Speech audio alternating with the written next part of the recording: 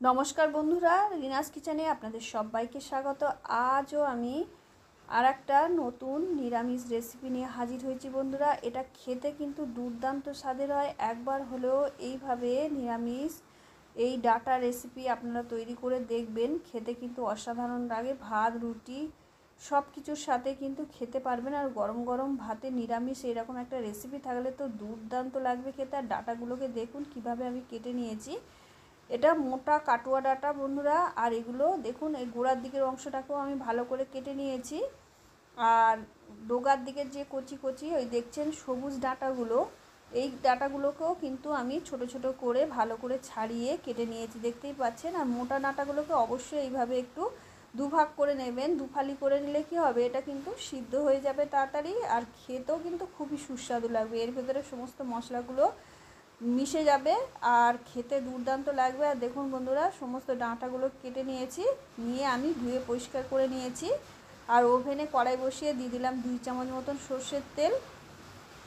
খুবই অল্প তেল দিয়েছি, দেখতেই পেলেন। আর দুটো মিডিয়াম সাইজের আলু দেখুন বেশ মোটা মোটা করে আমি কেটে নিয়েছি, লম্বা লম্বা করে। আলুটা অবশ্যই একটু মোটা করে কাটবেন। আর বন্ধুরা, আলুটা যদি পছন্দ না করেন তাহলে আলুটা কিন্তু বাদ দিতে পারেন। আলুটা না দিলেও কিন্তু দুর্দান্ত হবে এই রেসিপি খেতে।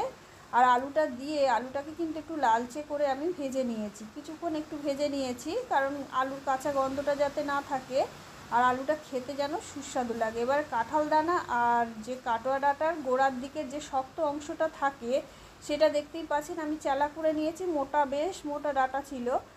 আর সেইগুলো কিন্তু আগে আমি একটু ভেজে নিচ্ছি আলুর সঙ্গে, যেহেতু এই ডাঁটাটা সিদ্ধ হতে সময় লাগে তাই একটু ভেজে নিলাম আগে। নিয়ে নরম ডাঁটাগুলো কিন্তু দিয়ে দিলাম, দেখতেই পাচ্ছেন কত সুন্দর ডাঁটাগুলো। আর এটা খেতে বন্ধুরা এত সুস্বাদু হয়, একবার হলেও এইভাবে বানিয়ে দেখবেন। নিরামিষ এই রেসিপি দিয়ে কিন্তু ভাত খাওয়া হয়ে যাবে, দুর্দান্ত লাগে খেতে। আর কিছুক্ষণ কিন্তু আমি ভেজে নিয়ে দিয়ে দিলাম 1 বাটি মুগ ডাল। আমি আগে থেকে ধুয়ে পরিষ্কার করে রেখেছিলাম, সেই মুগ ডালটা এর মধ্যে দিয়ে দিলাম। আপনারা চাইলে মুগ ডালটা বাদ দিতে পারেন। মুগ ডাল ছাড়াও কিন্তু আমি যেভাবে রান্না করব এই রেসিপিটা আপনারা এইভাবে রান্না করে দেখবেন, অসাধারণ হয় খেতে। আর চাইলে আপনারা যদি পছন্দ করেন এর মধ্যে কুমড়োও দিতে পারেন, কিংবা বেগুনও ব্যবহার করতে পারেন, যে কোনো একটা ব্যবহার করতে পারেন। ডালটা বাদ দিতে পারেন, ডালের পরিবর্তে কুমড়ো দিতে পারেন, কুমড়ো ডাঁটা কাঁঠাল দানা এইগুলো দিয়ে করতে পারেন। আর বন্ধুরা, এর মধ্যে দুটো কাঁচা লঙ্কা আমি দিয়ে দিয়েছিলাম, সেটা স্কিপ হয়ে গেছে। আর আপনারা নিশ্চয়ই শুনতেই পাচ্ছেন বাইরে প্রচণ্ড বৃষ্টি হচ্ছে। আর বন্ধুরা, এইভাবে অবশ্যই একবার হলেও বানাবেন। আর দেখুন সব কিছু কিন্তু কিছুক্ষণ আমি ভেজে নিয়েছি, তবে ডালটা খুব বেশি ভাজবেন না, তাহলে কিন্তু সিদ্ধ হবে না। এবারে প্রয়োজন মতন জল আমি এর মধ্যে দিয়ে দিচ্ছি। জলটা যেমন গ্রেভি রাখতে পছন্দ করবেন সেই হিসেবে নিজের পছন্দ মতন জলটা ব্যবহার করবেন। দেখুন আমি একটু বেশি করে জল দিয়েছি, কারণ এটা সিদ্ধ হবে। আর যেহেতু ডালটা অনেকটা আছে, সিদ্ধ হয়ে যাবার পরে কিন্তু জলটা অনেকটাই কমে যাবে। দিয়ে খুব ভালো করে নাড়াচাড়া করে নিচ্ছি। দেখতেই পাচ্ছেন বন্ধুরা, এইভাবে একবার হলেও ডাঁটা এইভাবে রান্না করে নিরামিষ রেসিপি দেখবেন, অসাধারণ হয় খেতে। দেখুন এবার আস্তে আস্তে কিন্তু ফুটতে শুরু করেছে। যখন খুব ভালো করে ফুটে উঠবে তখন কিন্তু আমি ঢাকা দিয়ে লো ফ্লেমে 10 মিনিট রান্না করে নিয়েছিলাম।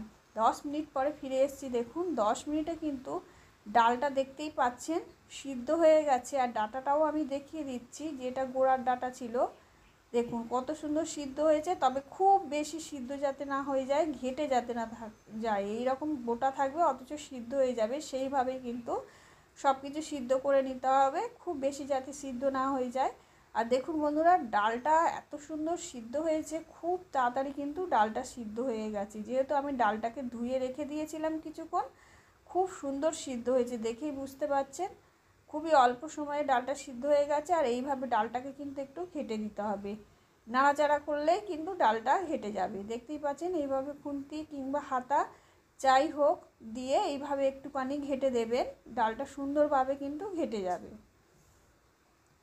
সব কিছু কিন্তু ভালো মতন সিদ্ধ হয়ে গেছে, তবে খুব বেশি কিন্তু সিদ্ধ করবেন না, এই রকমই সিদ্ধ করে নেবেন, তাতে রেসিপিটা খুব সুন্দরভাবে তৈরি হবে। আর খুব ভালো করে কিন্তু আমি ঘেটে নিচ্ছি, দেখুন ডালটাকে। একটুখানি ভালো করে ঘেটে নিতে হবে। ডালটা কিন্তু ঘাটা হয়ে গেছে। এবার গ্যাসের ফ্লেমটা অফ করে দিয়েছি। একটা মশলা আমি রেডি করে নেব। একটা পাত্রের মধ্যে দিয়ে দিলাম 1 চামচ মতন গুঁড়ো হলুদ, 1 চামচ মতন কাশ্মীরি লঙ্কার গুঁড়ো, 1/2 চামচ ঝাল লঙ্কার গুঁড়ো, 1 চামচ জিরে গুঁড়ো দিয়ে অল্প করে একটু জল দিয়ে দেবো। দিয়ে সুন্দর করে এই গুঁড়ো মশলাটা কিন্তু গুলে নিতে হবে বন্ধুরা। খুব বেশি তেল মশলা কিন্তু একদমই লাগে না। হাতের কাছে থাকা কয়েকটি উপকরণ দিয়ে আর অল্প তেলে বন্ধুরা খুব সুন্দর একটা রেসিপি আপনারা খুব সহজে তৈরি করে ফেলতে পারবেন। আর খুব তাড়াতাড়ি কিন্তু এই রেসিপিটা তৈরি হয়ে যায়, একদমই সময় লাগে না। ডাটাগুলোও কিন্তু খুব বেশি সময় লাগে না সিদ্ধ হতে। এবার দিয়ে দিলাম স্বাদ অনুসারে লবণ। মশলার মধ্যেই আমি লবণটা দিয়ে দিচ্ছি। এবারে দিয়ে দিলাম 1 চামচ চিনি। চিনিটা অবশ্যই দেবেন, যেহেতু নিরামিষ রেসিপি আর ডাটা রয়েছে, চিনি না দিলে কিন্তু খেতে ভালো লাগবে না, পানসা লাগবে। আর যারা চিনি পছন্দ করেন না একদমই, তারা বাদ দেবেন, চিনিটা দেওয়ার দরকার নেই। আবারও চলে এসেছি ওভেনে। আবারও ওই কড়াইটা নামিয়ে রেখে আর একটা কড়াই বসিয়ে দিয়েছি। দিয়ে আবারও 2 চামচের মতন সর্ষের তেল দিয়ে দিয়েছি। দেখতেই পাচ্ছেন তেলের পরিমাণটা আপনারা চাইলে বাড়াতে পারেন, কোনো অসুবিধা নেই। তবে অল্প তেলেই কিন্তু খুবই সুস্বাদু রেসিপি তৈরি হয়ে যাবে। এবারে 2টো শুকনো লঙ্কা, একটা তেজপাতা আর 1/2 চামচ কালো জিরে আমি ফোড়ন হিসাবে দিয়ে দিলাম। সুন্দর করে একটু ফোড়নটাকে ভেজে নেব। কিছুক্ষণ একটু ভেজে নিতে হবে। কালারটা একটু চেঞ্জ হয়ে গেলে তখন দিয়ে দিচ্ছি আদা। 1/2 চামচ মতন আদা আমি বেটে নিয়েছিলাম, সেই আদাটা দিয়ে দিলাম বন্ধুরা। খুব বেশি কিন্তু আদা ব্যবহার করবেন না। বেশি আদা দিলে কিন্তু এই ডাটাটা কি হয়, অনেক সময় আদার গন্ধ হয়ে যায় ডাটার মধ্যে, তাই একটু বুঝে দেবেন আদাটা। খুব বেশি যাতে না হয়, কম হলেও কিন্তু অসুবিধা নেই, তবে বেশি যাতে না হয়ে যায়। দিয়ে আদাটাকে কিন্তু সুন্দর করে একটু ভেজে নিচ্ছি কিছুক্ষণ। দেখতেই পাচ্ছেন খুব ভালো করে একটু ভেজে নিলাম। এবারে দিয়ে দিচ্ছি যে মশলাটা গুলে রেখেছিলাম, সেই মশলাটা দিয়ে দিলাম। মশলাটাকেও বেশ মিনিট 3 আমি কষিয়ে নেব। দেখুন মশলাটা কিন্তু কিছুক্ষণ কষিয়ে নেবার পরে আবার একটু জল দিয়ে দিলাম। জল দিয়ে যে বাটির মধ্যে মশলা ছিল সেই বাটিটা ধুয়ে জল দিয়ে দিলাম। দিয়ে আবারও কিছুক্ষণ একটু মশলাটাকে আমি কষিয়ে নিচ্ছি। এইভাবে কিছুক্ষণ কষিয়ে নেব বন্ধুরা। দেখতেই পাচ্ছেন এর মধ্যে যে জলটা আছে সেটা যাতে একটু কমে যায়, এইভাবে ভালো করে কিছুক্ষণ কষিয়ে নেব। কষিয়ে নেওয়ার পর দিয়ে দেবো ডাল, ডাটা, আলু, যে সমস্ত কিছু আমি একসাথে সিদ্ধ করে রেখেছিলাম। আর দেখুন যে জল জল ভাবটা ছিল সেটা কিন্তু নেই, সেটা কিন্তু অনেকটাই শুকনো হয়ে গেছে। দেখতেই পাচ্ছেন একদম গাঢ় গাঢ় হয়ে গেছে। এই রকমই দরকার, খুব বেশি পাতলা হলে কিন্তু খেতে ভালো লাগবে না। আর আপনারা কিন্তু যেমন পছন্দ করবেন সেই হিসেবে এর গ্রেভিটা রাখবেন। দেখুন এবার আমি এর মধ্যে সমস্ত ডাটা, ডাল সব কিছু দিয়ে দিয়েছি। দিয়ে কিছুক্ষণ কিন্তু নাড়াচাড়া করে নিলাম মশলার মধ্যে।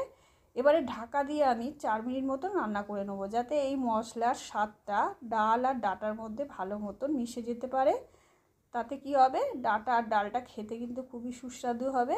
4 মিনিট পরে ফিরে এসেছি, দেখুন নাড়াচাড়া করে নিচ্ছি। আর বন্ধুরা দেখুন রেসিপিটা কতটা সুন্দর তৈরি হয়ে গেছে। আর ভিডিওটা ভালো লাগলে অবশ্যই একটা লাইক করবেন আর চ্যানেলটা সাবস্ক্রাইব করে পাশে থাকবেন আর এইভাবে বানিয়ে খাবেন।